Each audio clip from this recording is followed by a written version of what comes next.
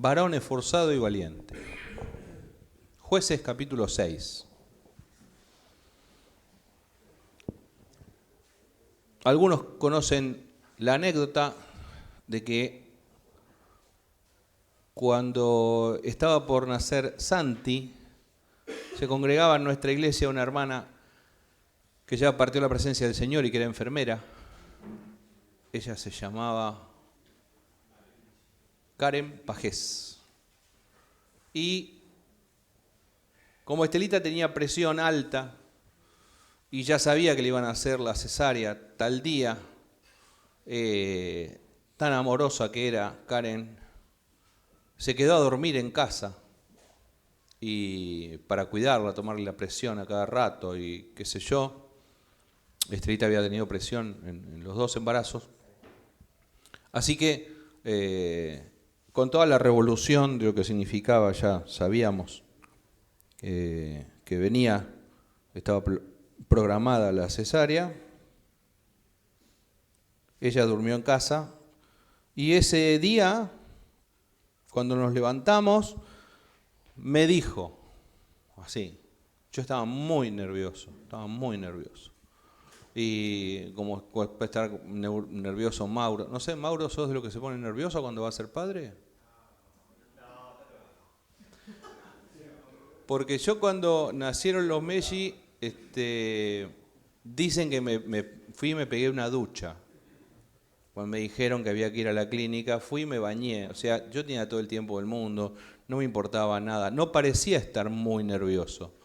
Pero cuando nació Santi, ya te agarra 10 años más viejo, con otros temores, con otra situación de vida, y ya sabes lo que viene.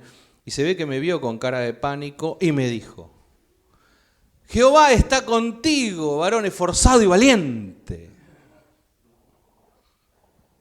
Jehová está contigo, varón esforzado y valiente. Jehová está contigo, te digo yo, varón esforzado y valiente. Bueno, tomé para mí la palabra, todo salió bien. No sé si era tanto lo que yo era tan esforzado ni tan valiente, pero esa palabra es la que el ángel del Señor le dice a Gedeón. En el libro de Jueces, capítulo 6, versículo 12. Dice así la historia. Después el ángel del Señor vino y se sentó, leo desde el versículo 11 en adelante, en la Nueva Traducción Viviente. El ángel del Señor vino y se sentó debajo del gran árbol de Ofra que pertenecía a Joás del clan de Abiezer. Gedeón, hijo de Joás, estaba trillando trigo en el fondo de un lagar para esconder el grano de los madianitas. Entonces el ángel del Señor se le apareció y le dijo: guerrero valiente, dice así la NTV, guerrero valiente, el Señor está contigo. Señor, respondió Gedeón, si el Señor está con nosotros, ¿por qué no sucede todo esto? ¿Y dónde están todos los milagros que nos contaron nuestros antepasados? ¿Acaso no dijeron el Señor nos sacó de Egipto? Pero ahora el Señor nos ha abandonado y nos entregó en manos de los madianitas. Entonces el Señor lo miró y le dijo: ve tú con la fuerza que tienes y rescata a Israel de los madianitas. Yo soy quien te envía. Amén. Varón esforzado y valiente. Te vas a llevar esa palabra en tu corazón, la vas a masticar y vas a decir: se aplica a mi vida, por más que yo sea un cobarde. Se aplica a mi vida, por más que yo esté en el fondo, escondido y haciendo algo para que nadie me vea. Esta es la historia de Gedeón. Permitime decirte algunas cosas de esta historia. Primero, que a veces no sabemos por qué las cosas nos van mal. Tenemos una gran capacidad para hacernos los distraídos, para no hacernos cargo. Todo el libro de Jueces cuenta la historia de un pueblo que se olvidó de Dios, Desde el primer capítulo del libro de los Jueces, ya cuando muere Josué, Israel hace cualquier cosa. Destaqué con un resaltador algunas palabras para pescarlas rápido hoy cuando estuviera aquí predicando con ustedes. Ellos no debían hacer ningún pacto con los habitantes de esa tierra, sino destruir los altares. Sin embargo, desobedecieron al Señor. Y el Señor les dice, ahora, entonces, como ustedes me dejaron a mí, yo no voy a expulsar a esas otras tribus y pueblos que yo les prometí que los iba a expulsar. Los voy a dejar acá y ellos serán como espinas clavadas en su costado.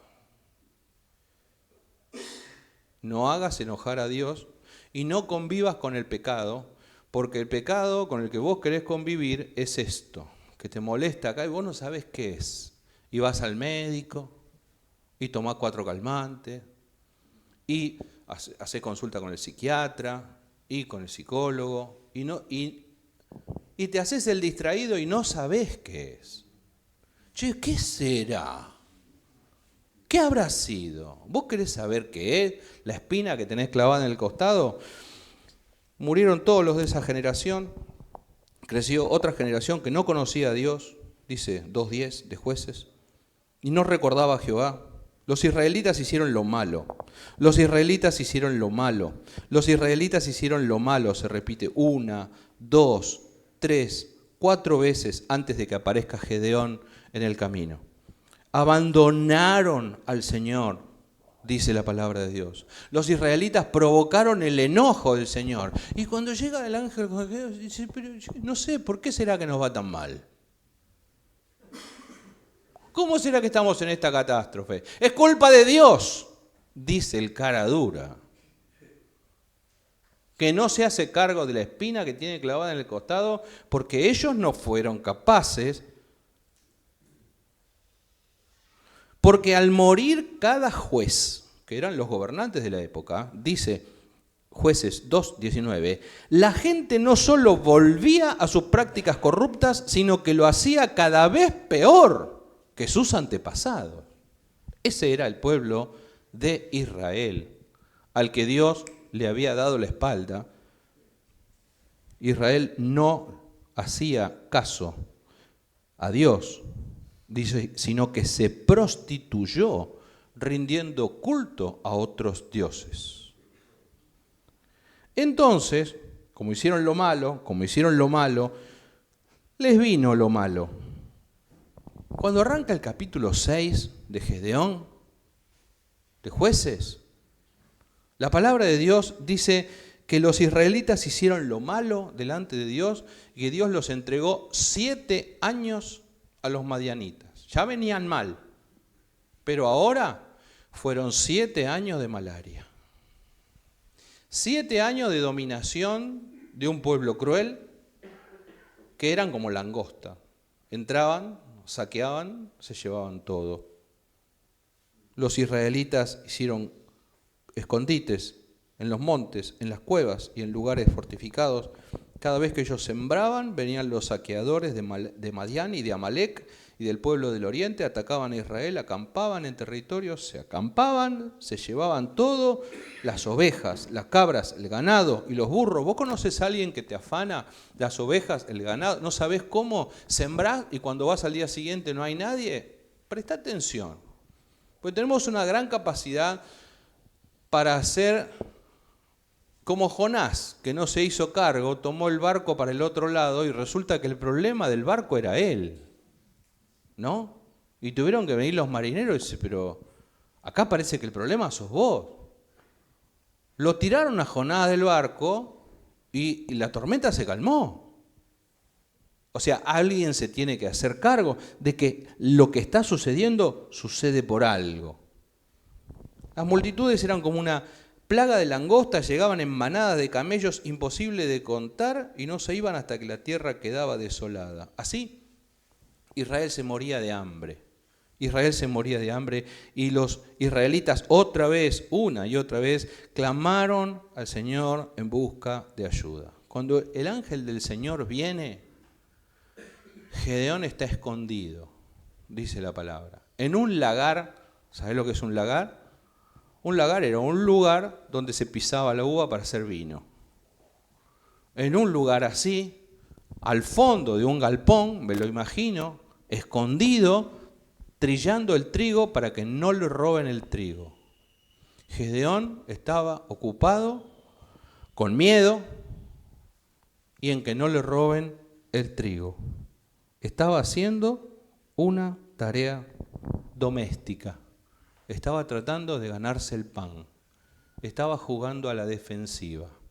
Te digo, Dios lo va a sacar de ahí. Te digo, Dios te va a sacar de ahí. Dios no quiere de tu vida eso. Dios no quería eso para Gedeón. Dios tenía otros planes. Y Gedeón va a pasar, en este poco tiempo que tengo aquí, lo que te puedo decir es esto, va a pasar de estar en el trigo a estar en el propósito de Dios. Gedeón va a pasar de estar a la defensiva y con miedo a ser una persona que juega a la ofensiva y tiene coraje y tiene valor.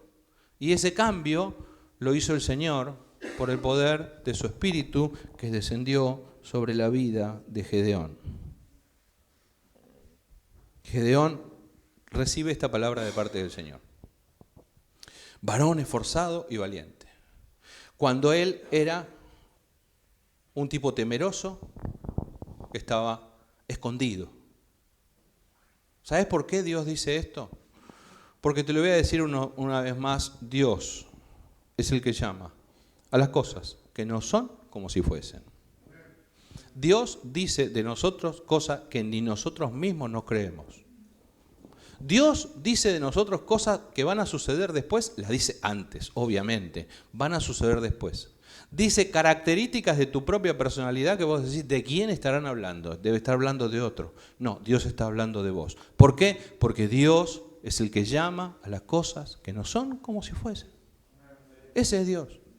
No te extrañes que Dios diga de vos cosas que vos no podés creer. No te extrañes que te despierte de madrugada o te inquiete de tarde o de noche, ponga una carga en tu corazón y una inquietud por una tarea que vos decís, no debe ser. No, acá debe haber un error.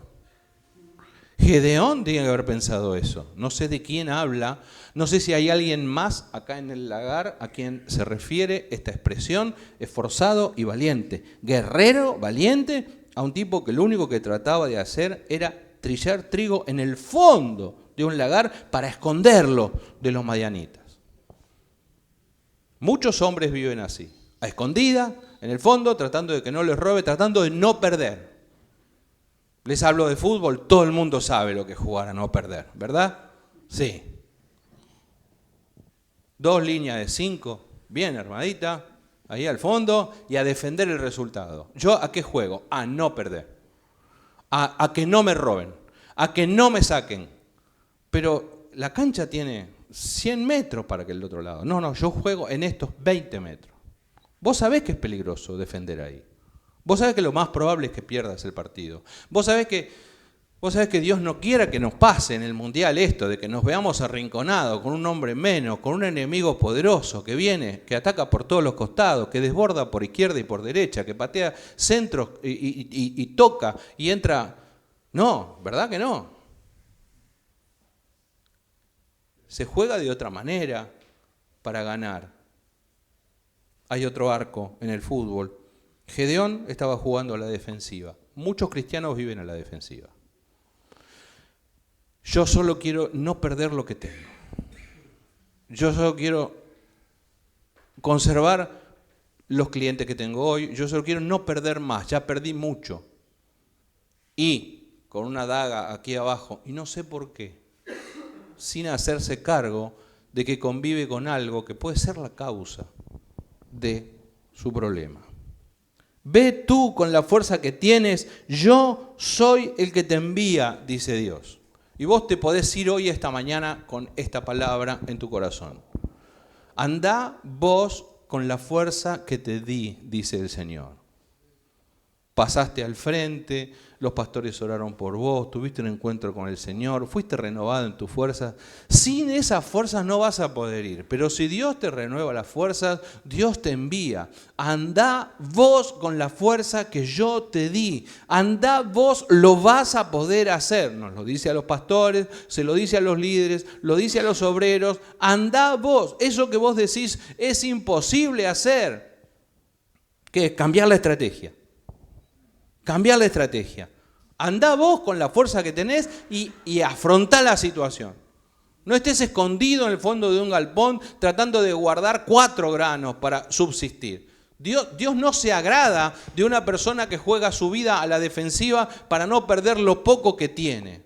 Dios se agrada de aquellos que van al ataque, de aquellos que juegan a conquistar territorio enemigo, de aquellos que no tienen temor, de aquellos que se animan a hacer un poco más de la mediocridad de lo que están haciendo. Ese es Dios.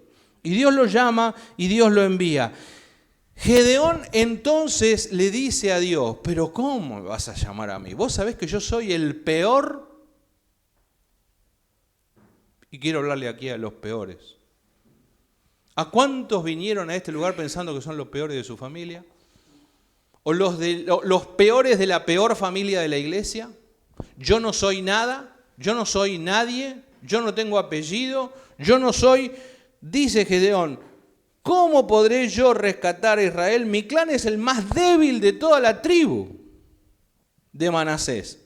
Y yo soy el de menor importancia de mi familia. Yo no sé quién sos. Algunos sí sé quién sos, pero a veces el enemigo siembra en nosotros esta mentalidad de gusano, de poca cosa, de gente no valiosa. Gedeón pensaba que Dios no podía usarlo porque él era el peor de una familia peor, del peor clan, de la peor tribu. Dios pudo usarlo. ¿Está bien? Te puedo decir, Manasés no era una tribu que, ¿viste? Tampoco. ¿Conocen la historia más o menos de Israel? Jacob tuvo 12 hijos. ¿Sí? ¿Por qué aparece Manasés si no es hijo de Jacob? Porque era hijo de José. José tuvo 2 hijos, Efraín y Manasés. Y esos 2 hijos entraron en la bendición para formar parte de las 12 tribus de Israel que iban a entrar a la tierra prometida. Pero en realidad eran una tribu a medias. Algunas veces se lo llama la media tribu. Entonces, cuando vos sos de una familia que es una media familia, o sea, familia media en falsa escuadra, ya venís mal. Y algunos vienen de una familia que dice, no, pastor, usted no sabe, ¿qué va a hacer Dios conmigo? Esto. Esto es lo que Dios puede hacer con alguien que viene de una familia media rota, media en falsa escuadra. Manasés no era gran cosa. Era una media tribu, tomada medio para emparchar una situación. A veces Dios tiene que emparchar las situaciones, ¿sí? Los israelitas iban a entrar a la tierra prometida y cuando Efraín y Manasés van a ser bendecidos, el viejo Jacob, que era el abuelo que los va a bendecir, hace así. ¿Y qué hace?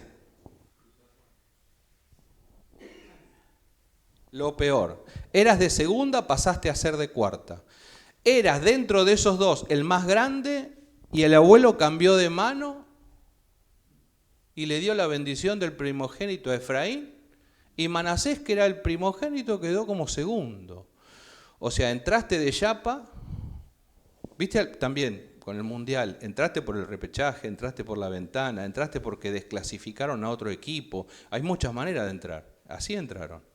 De esa familia era Gedeón. Permitime un dato que encontré acá. Jueces 1:27. Mirá qué buenos que eran los de Manasés.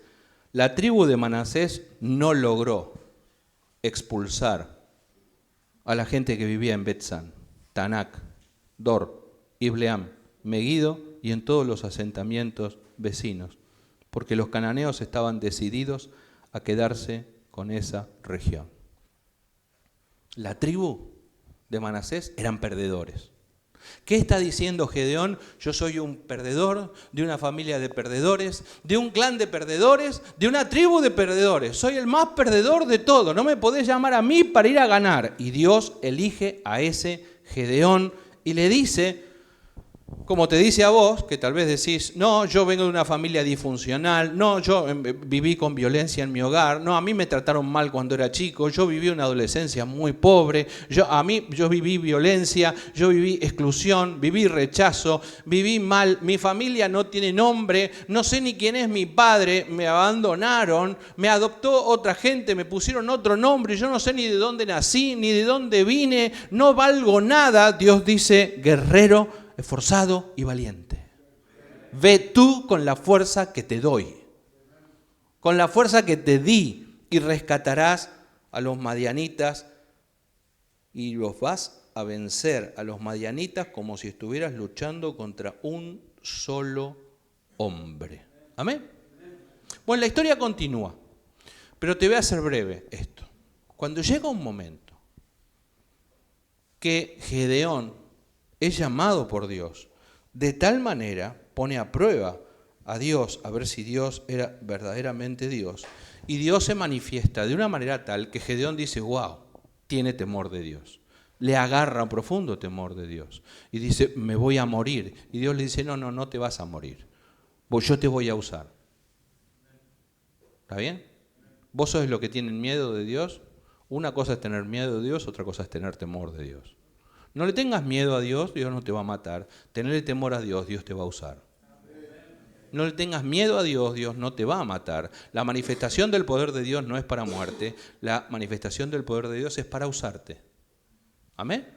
Eso es lo que vivió Gedeón. Cuando Gedeón ve eso, dice, yo, tal vez como vos, ¿cuánto tiempo tengo? Yo voy a hacer un altar. Yo voy a hacer un altar. Y va y hace un altar. Permitime esto. Entonces Gedeón, versículo 24, construyó un altar al Señor en ese lugar y lo llamó Jehová Shalom, que significa el Señor es paz.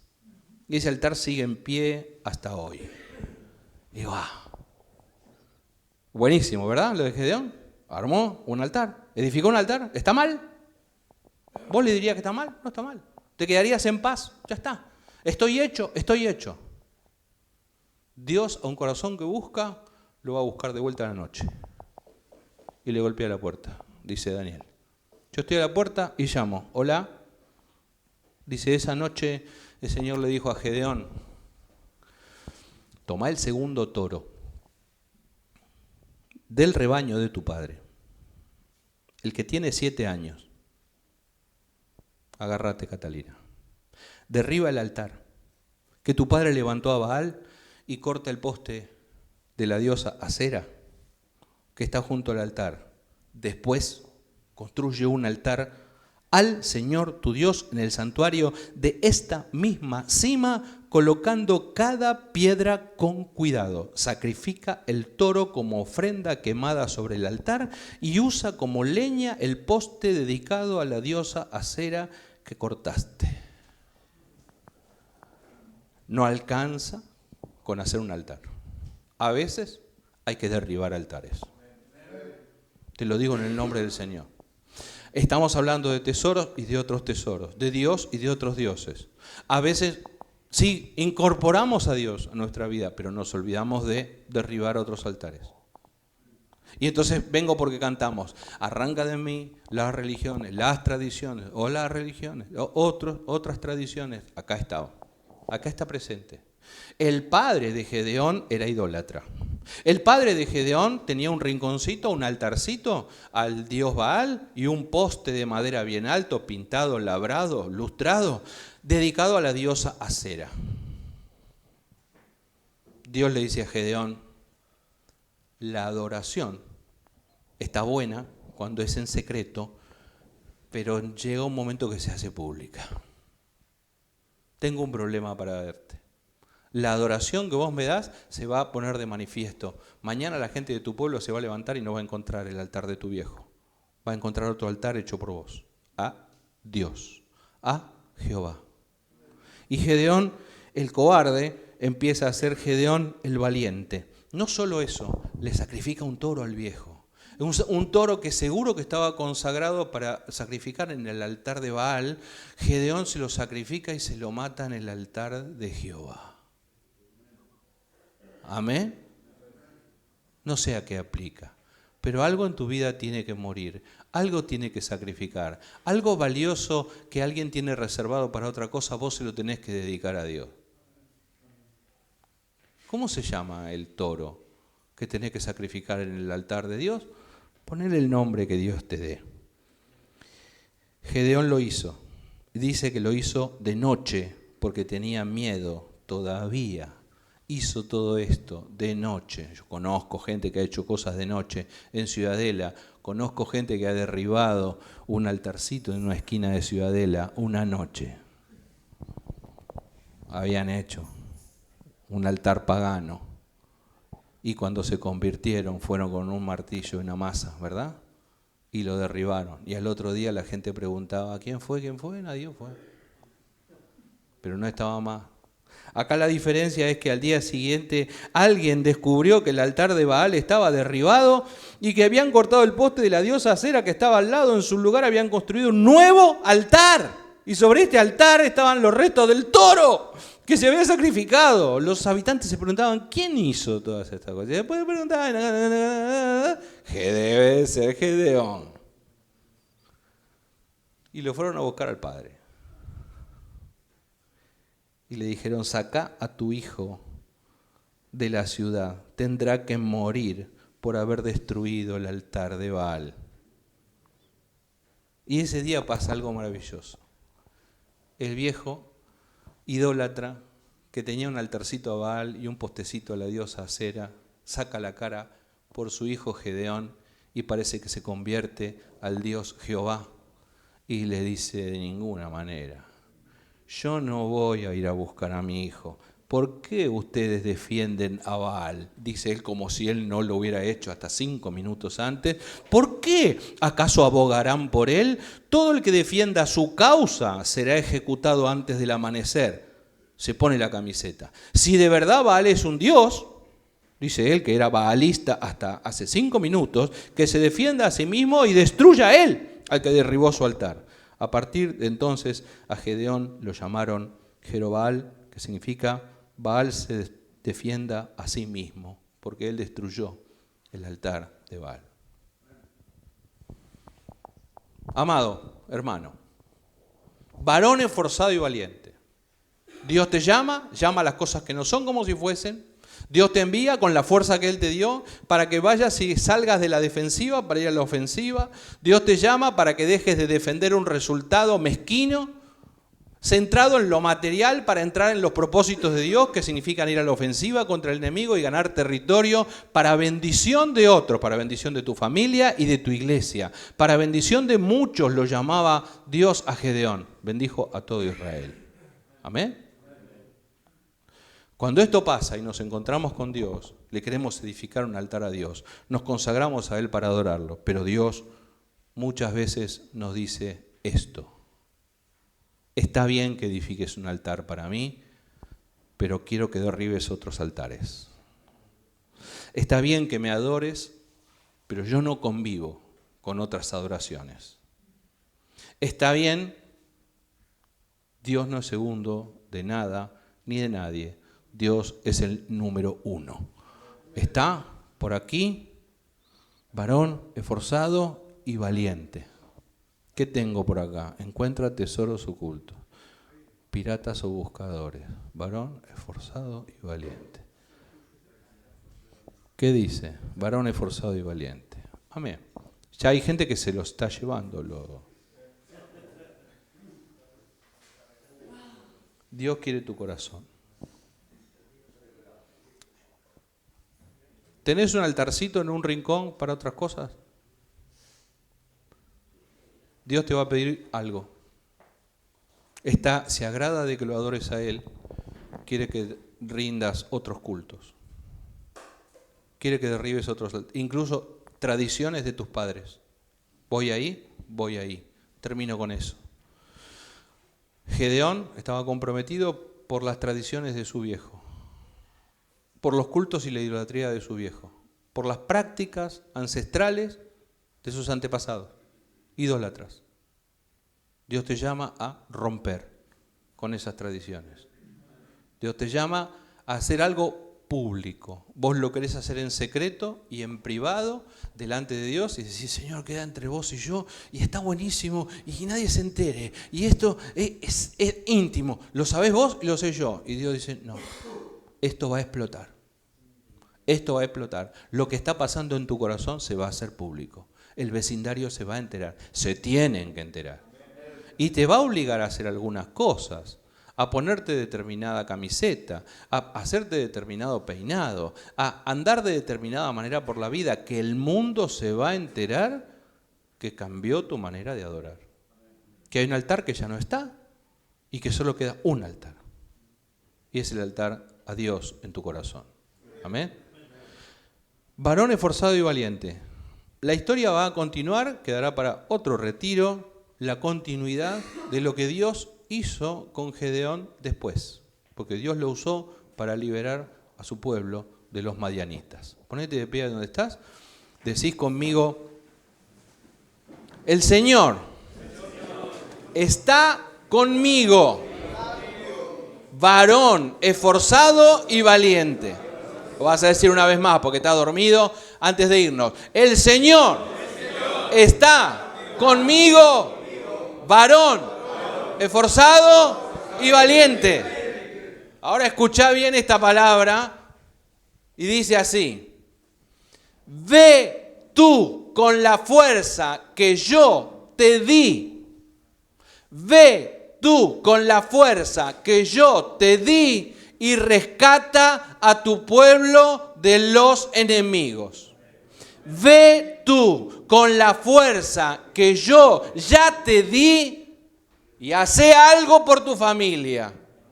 Ve tú con la fuerza que yo ya te di y hace algo por tus jóvenes. Ve con la fuerza que yo te di, hace algo por tu comunidad. Eso que decís que no se puede hacer. Tomá la mano del hermano que está al lado tuyo. Te tocó ese, ¿qué va a hacer? Es el que está. Y decile, ve tú con la fuerza que yo ya te di. No, Señor, no tengo nada. Dios dice, ya te di. Te puedo decir en criollo, anda vos con la fuerza que ya te di, dice el Señor, y libera a tu pueblo de los enemigos. Y hace algo en mi nombre. Lo último que te digo, la adoración es privada, pero un día estalla y se hace pública. Es un escándalo. La adoración de Dios a Dios es escandalosa. El mundo no puede creer que cambies de conducta, pero Dios bendice a los valientes. No te extrañes que Dios diga de vos cosas que vos ni entendés, porque Dios llama a las cosas que no son como si fuesen. Amén.